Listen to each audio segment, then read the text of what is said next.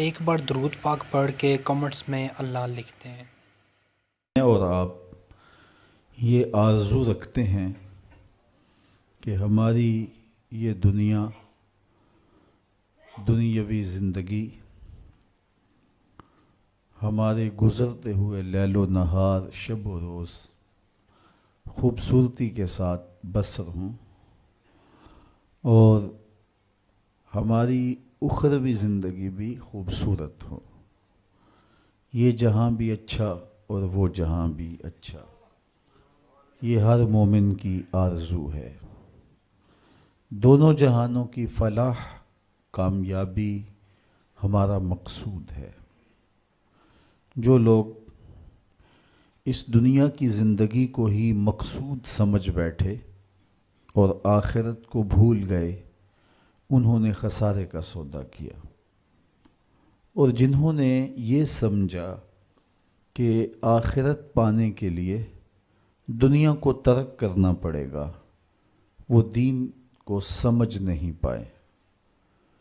ترک دنیا سے رب نہیں ملتا، بلکہ زہد دنیا مقصود ہے۔ دنیا کا ترک اور ہے، زہد اور ہے۔ زہد یہ ہے کہ سب کچھ ہونے کے باوجود دھیان رب کی طرف ہو۔ تو ہمیں دنیا کا ترک کرنے کی تلقین نہیں کی گئی، ہمیں کہا گیا کہ دنیا میں رہو، بھرپور زندگی گزارو، مال ہوگا تو زکوٰۃ دو گے، پیسے ہوں گے تو حج کرو گے، یہ تمہارے لیے ہم نے لازم قرار دیا ہے کہ تم بھرپور زندگی بسر کرو، لیکن دیکھنا زندگی میں رب کی نافرمانی نہ ہونے پائے۔ صوفیہ فرماتے ہیں دنیا میں ایسے رہو جس طرح کشتی پانی میں رہتی ہے، پانی میں رہنے کے باوجود اپنے اندر پانی کو نہیں آنے دیتی۔ تم دنیا میں رہو لیکن دنیا تمہارے اندر نہ رہے۔ کشتی پانی میں رہے تو خیر ہے، لیکن پانی کشتی میں آ گیا تو کشتی کو لے ڈوبے گا۔ اس لیے تم دنیا میں رہ کر کے بھی اپنے رب سے اپنے تعلق کو مضبوط کرو۔ ایک شخص حضور کی خدمت میں حاضر ہوا اور سخت کمزور تھا، حدیث میں آتا ہے چوزے کی طرح کمزور۔ آقا کریم نے اسے فرمایا تو نے اللہ سے کوئی دعا تو نہیں کی تھی؟ اس نے کہا جی حضور میں نے ایک دعا کی تھی، شاید وہ دعا قبول ہو گئی۔ کیا دعا کی تھی؟ میں نے کہا تھا مالک آخرت کے حصے کے دکھ بھی دنیا میں دے دے تاکہ میری آخرت صاف ہو جائے۔ تو وہ دعا قبول ہو گئی ہے۔ مجھے یہی لگتا ہے اتنے دکھ، اتنے مصائب، آلام، تکلیفیں آ رہی ہیں کہ انہوں نے مجھے توڑ کے رکھ دیا۔ مجھے بیماری کوئی نہیں، لیکن ان مصیبتوں نے میرا وہ حال کر دیا کہ آپ ملاحظہ کر رہے ہیں۔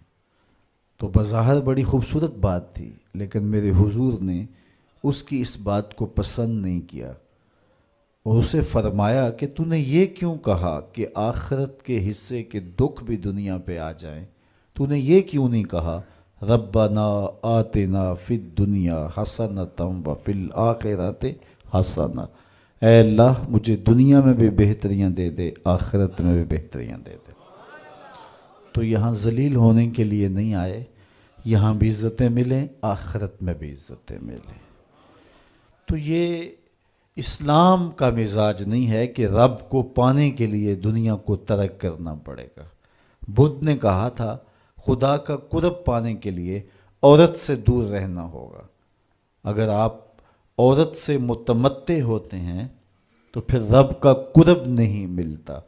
یہ بدھ کا نظریہ ہے۔ میرے حضور نے کہا مجھے عائشہ کے بستر میں وحی آتی رہی ہے۔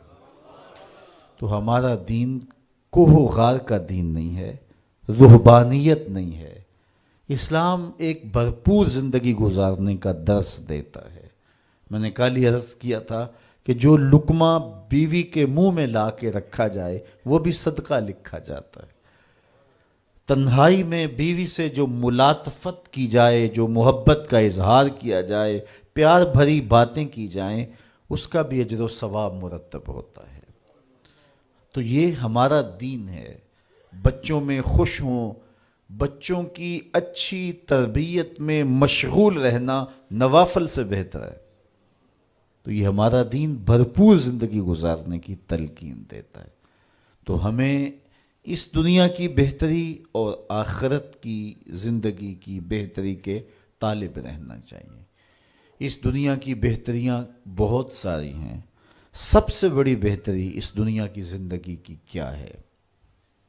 دولت، شہرت، عزت، آبرو، کیا اس دنیا کی سب سے بڑی دولت ہے؟ جو مل جائے تو اس پر بہت زیادہ شکر کرنا چاہیے۔